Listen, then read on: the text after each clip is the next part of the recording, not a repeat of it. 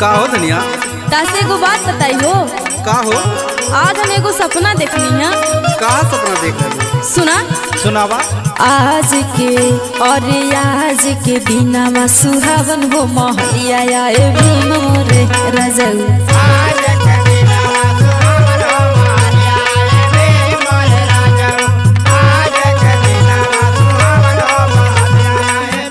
अरे भीम मोरे राजाऊ हो, भीम मोरे राजाऊ हो, भीम मोरे राजाऊ।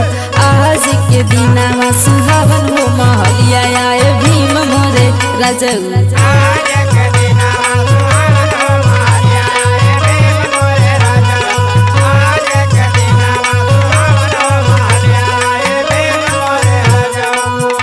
अच्छा हाँ हो। ये धनिया का अरे सेम तारा सपना हमरो आयला। सुना बोला। आय है सपना में का है? और सपना में रही हम लीन हो महलिया बाबा भीम आए धनिया।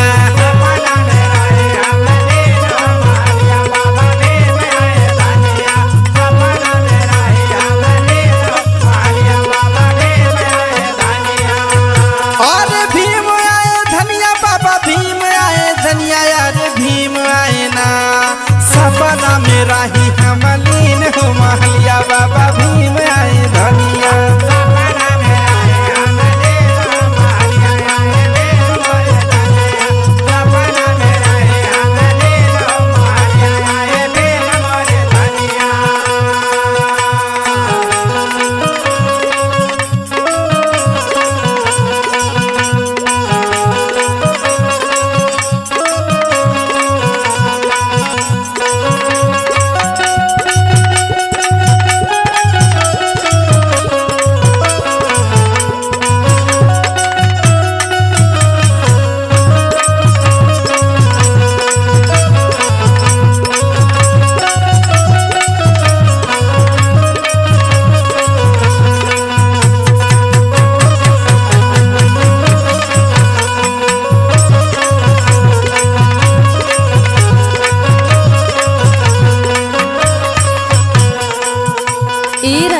का हो?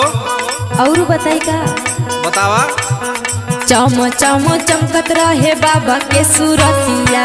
बाबा के सूरतिया, बाबा के सूरतिया, बाबा के सूरतिया, बाबा के सूरतिया। एहो चम चम चमकत रहे बाबा के सूरतिया। बाबा के सूरतिया, बाबा के सूरतिया, बाबा के सूरतिया, बाबा के सूरतिया। हाँ हाँ बाहुजन के ए राजा। अरे बाहुजन के गईले समझाई हो महलिया आए भीम मोरे राजा।